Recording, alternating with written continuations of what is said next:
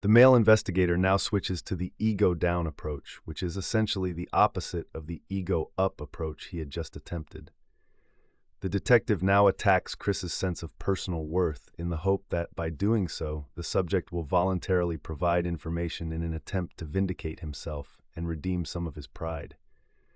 How can somebody, if I ran over a dog?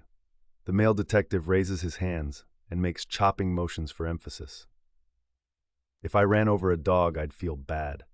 How can somebody do something like this and all weekend you act normal, have sex with your girlfriend, go to your father's birthday party, and everybody says you were acting as always? Then you're driving around, you were going to go and do something with her body. The detective leaves a pause. I don't know what I was going to do, Chris says. Okay, the stuff you had in your car, what was that for? Well, I had my bags. I was not sure if I was going to leave or not. By leave, Chris means skip town, run away. In his bag was a passport, enough clothes for a week, and all of his savings in cash, which amounted to just under $3,000. The stuff you had in your car, what was that for? Asked the detective. Well, I had my bags. I was not sure if I was going to leave or not.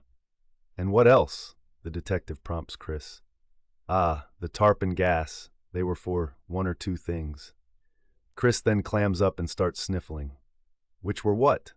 The detective prompts him. That's what I'm saying, Chris. What did you have these for? The detective adopts an upward palms, open arms gesture and puts a pleading tone in his voice as if to say, Come on, you can tell me, Chris. Chris just sniffs away with a blank look on his face. His forearm is shaking with the tension. You know what you had them for? You were going back down there to get her? I thought about it, Chris says while nodding his head.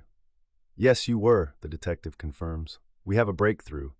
This is Chris's first incriminating statement, although it is not a full confession. However, this is an example of good, low-key detective work, but it is not nearly enough yet for a guaranteed conviction that would stand up in court. The words, I thought about it, could be transmuted in a number of ways by a defense team. Yet the suspect has essentially identified himself as the man who was dragging the bin and therefore insinuating to the crime of interfering with a dead body.